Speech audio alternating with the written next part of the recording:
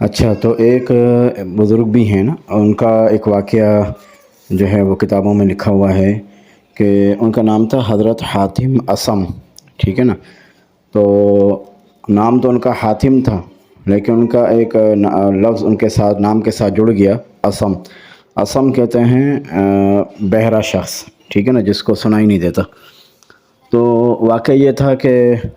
ایک مرتبہ وہ مجلس میں بیٹھے ہوئے تھے، تو پردے کے پیچھے سے ایک خاتون آئیں اور انہوں نے کوئی مسئلہ پوچھنا چاہا۔ تو مسئلہ پوچھتے ہوئے جو ہے وہ اس عورت کی جو ہے وہ گیس خارج ہو گئی آواز کے ساتھ۔ تو اب عورت کو ظاہر سی بات ہے شرمندگی ہو رہی تھی کہ بھئی اب مجلس کے اندر جو ہے وہ بزرگ ہیں اور گیس خارج ہو گئی ہے،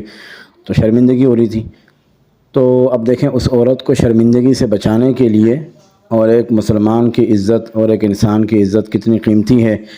تو اس کی عزت کو اور اس کی عزت کی لاج رکھنے کے لیے ان بزرگ نے، حضرت حاتم نے کیا عمل کیا کہ وہ بتکلف یعنی بناوٹی جو ہے وہ بہرے بن گئے، اور زور سے کہا کہ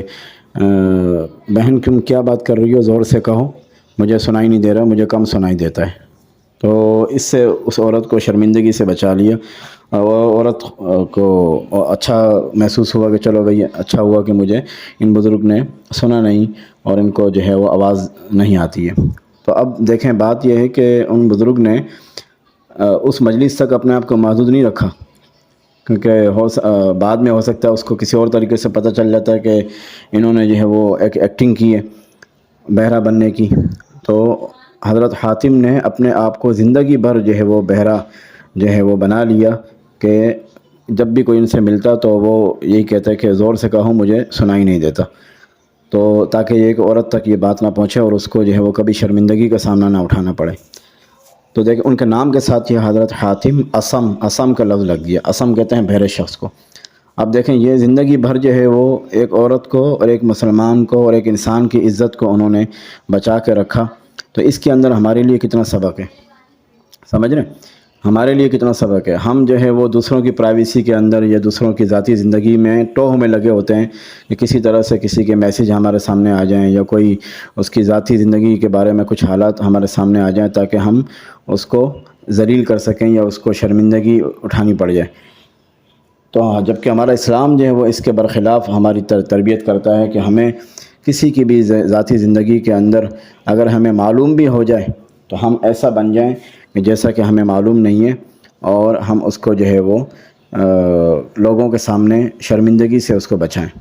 حدیث میں بھی آیا نا کہ جو کسی کی پردہ پوشی کرتا ہے تو اللہ تعالیٰ بھی اس کی پردہ پوشی فرماتے ہیں، لیکن کوئی اگر کسی کی پردہ دری کرتا ہے اور کسی کے عیوب کو لوگوں کے سامنے اچھالتا ہے تو اللہ تعالیٰ بھی اس کی جو ہے وہ پردہ دری فرماتے ہیں، یہاں تک کہ اس کو گھر بیٹھے ہوئے، گھر میں بھی بیٹھا ہوگا نا، اللہ تعالیٰ اس کو رسوا فرما دیں گے اور اس کو جو ہے وہ ذلیل فرما دیں گے۔ تو اس وجہ سے اس کا بہت اہتمام کی ضرورت ہے ہم سب کو، کہ ہم جو ہے وہ اپنی زندگی کے اندر اپنے دلوں کو کشادہ رکھیں، اپنے دلوں کو بہت زیادہ صاف رکھیں، ہر مسلمان کے بارے میں، ہر انسان کے بارے میں، کہ ہمارے دل کے اندر جو ہے وہ کسی کا اگر ہمیں کوئی عیب معلوم بھی ہو جائے تو ہم جو ہے وہ اس کی اصلاح کی فکر کریں، نہ یہ کہ ہم اس کو شرمندہ کرنے کی جو ہے وہ درپے ہو جائیں اور اس کے پیچھے پڑ جائیں۔ اللہ تعالیٰ ہم سب کو اس بات کو سمجھنے کی اور عمل کرنے کی توفیق عطا فرمائے۔